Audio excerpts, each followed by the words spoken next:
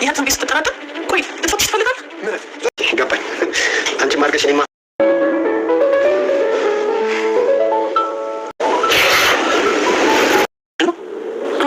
እንዴት ማለት ሰው አይደለም እንዴ?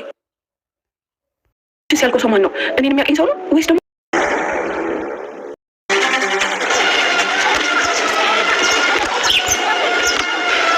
ምንድን ነው ማድረግ መሰለኝ? ሰሚኛለሽ? ለምንም ይሁን ለምንም አንቺን አይመለከትሽም። እዚህ አንቄ ሳልገልሽ ገንዘቡ የት እንዳለ ንገሪኝ። አስነሳና እንደው ፖሊስ ምናምን እንዳትታሰራኝ እንዳትወቀ አንተ ወንጀለኛ ነህ። ምን ነው አሁን ወሬህን ተውና ወደ ምድር አቅጣጫ ትሄዳለህ።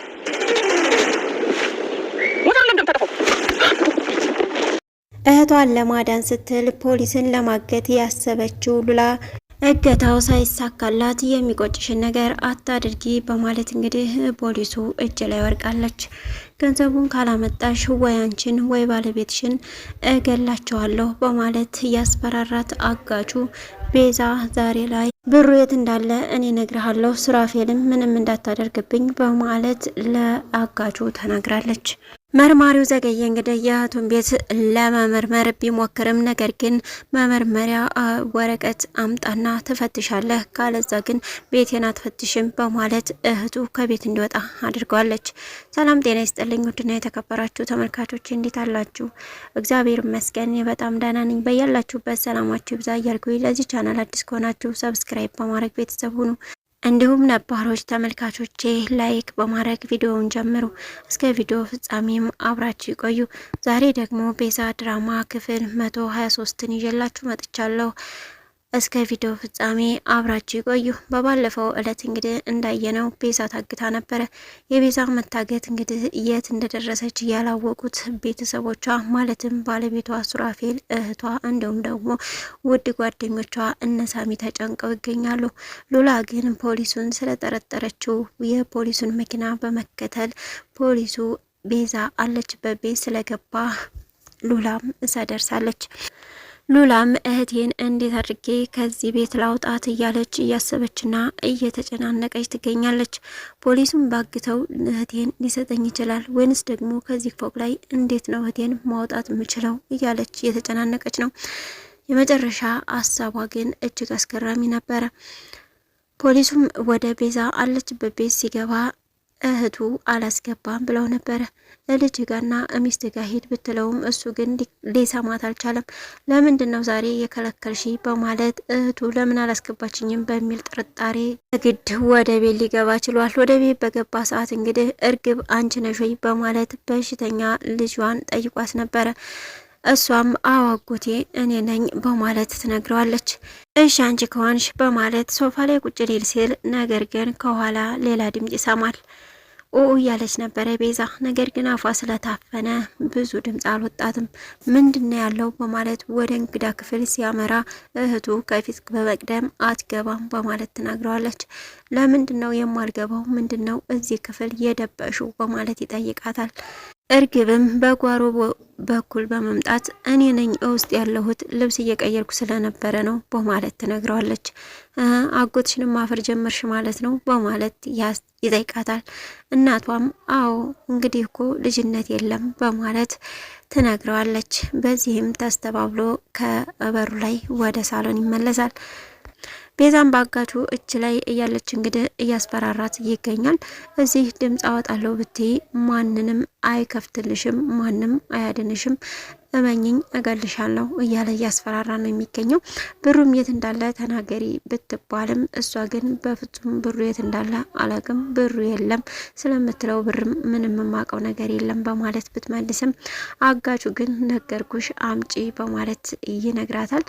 እንዲሁም ደግሞ ሰውየው እንዲሰማሽ ነው እንዲያላቀቅሽ ነው በማለት ነበረ።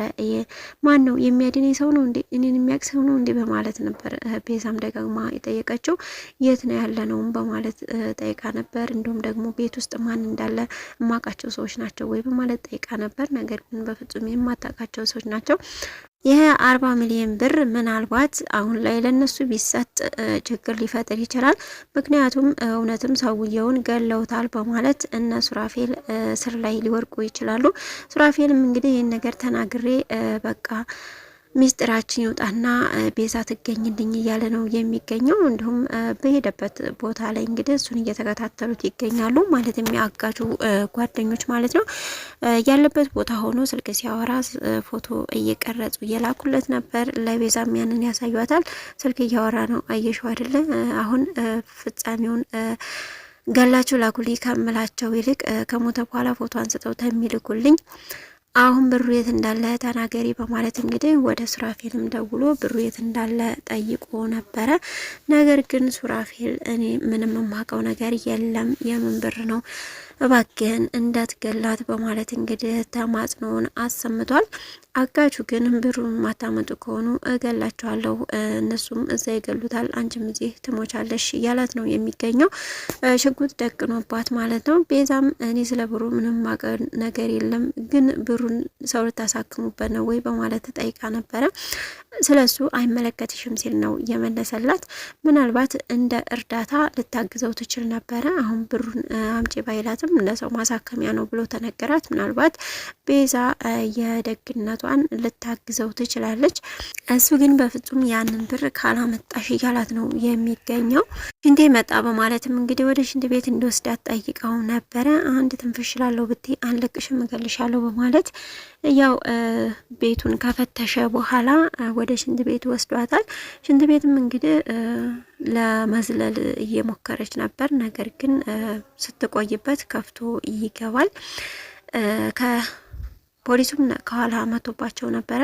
በመጣም ሰዓት እንግዲህ ሊገባ ቢሞክርም እርግብ እንደሆነች አድርጋ ቤዛ እንዲታወራ እኔ ነኝ ትንሽ እቆያለሁ እንግዳ ክፍል ተጠቀም በማለት ለፖሊሱ ምላሽ ትሰጠዋለች። አሞሽ ነው ወይም ነው በዚህ ሰዓት በማለትም እንግዲህ ጠይቋት ነግሯት ነበረ።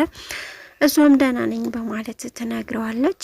በዛን ሰዓት በነጋም ሰዓት እንግዲህ ፖሊሱ ቁርሱን በልቶ ከቤት ለመውጣት ያስባል። ቢሮ ስራ ላይ ሊሄድ ነው። ምን ሆነሽ ነው በዛን ሰዓት ሽንት ቤት እንደዛ የሆንሽው?